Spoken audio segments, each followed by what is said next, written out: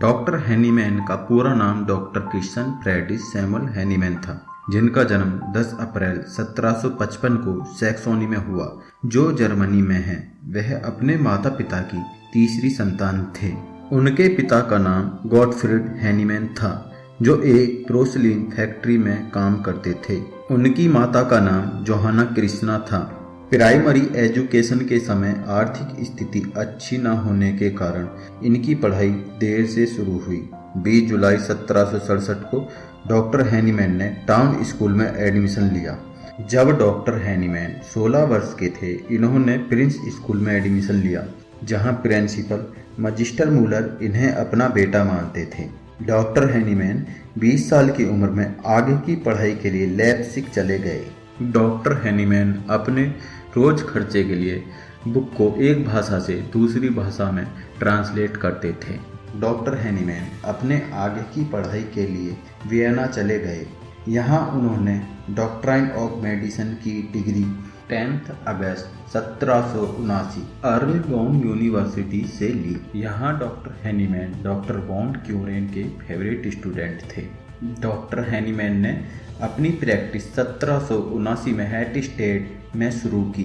इनका केमिस्ट्री में काफ़ी इंटरेस्ट था, इसी कारण इनके हेसलर फार्मेसी से अच्छे संबंध थे, जहां इनकी मुलाकात जोहाना लियोपोल्डिन हेनरिएटी कुचलर से हुई और 17 नवंबर 1782 को इन दोनों ने शादी की, जो उनसे 9 साल छोटी थी। 1784 में इनके पहले बेटे हेनरिएटा का जन्म हुआ। जब डॉक्टर हैनीमैन कुलेंस मैटेरिया मेडिका का ट्रांसलेशन इंग्लिश से जर्मन भाषा में कर रहे थे, जो डॉक्टर कुलेंस, जो कि लंदन यूनिवर्सिटी में मेडिसिन के प्रोफेसर थे, उनकी कुलेंस मैटेरिया मेडिका थी। इसको जब डॉक्टर हैनीमैन ट्रांसलेट कर रहे थे तो उसमें सिनकोना बार का वर्णन था।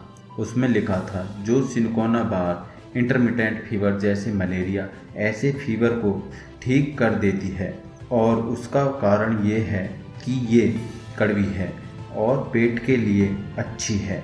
लेकिन इस बात से डॉक्टर हैनीमैन संतुष्ट नहीं हुए और उन्होंने इसको अपने ऊपर इसका एक्सपेरिमेंट करने की इच्छा हुई। तो इन्होंने कुछ दिनों के लिए सिनकोना बार के 4 ड्रम लिया, तो उसमें उन्होंने देखा कि उन्हें कुछ मलेरिया जैसे लक्षण आने लगे।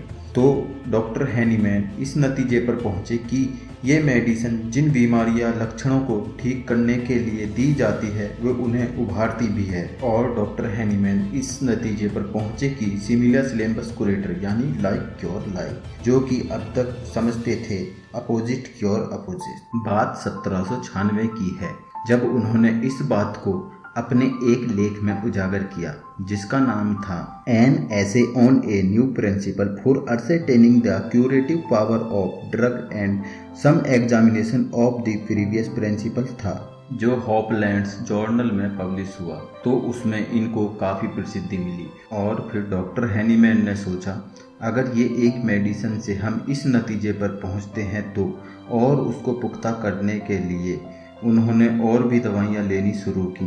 और भी दवाइयाँ लेने के बाद उन्होंने ये पाया कि हर दवाई जिन लक्षणों को ठीक करती है, उन्हें स्वस्थ शरीर में उजागर भी करती है। तो ऐसे उन्होंने धीरे धीरे अपने शरीर फिर दूसरों के शरीर पर अनेकों दवाइयों का परीक्षण किया और इस तरह होम्योपैथी का जन्म हुआ।